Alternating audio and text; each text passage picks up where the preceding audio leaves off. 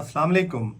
इमरान खान ने जो 26 नवंबर की कॉल आज़ादी मार्च की दी है, वैसे तो उसमें पूरे पाकिस्तान से काफ़िले निकल रहे हैं, लेकिन सबसे ज़्यादा इस आज़ादी मार्च के अंदर कंट्रीब्यूशन जनूबी पंजाब का होगा कि जनूबी पंजाब इस कॉल की इंतज़ार कर रहा था।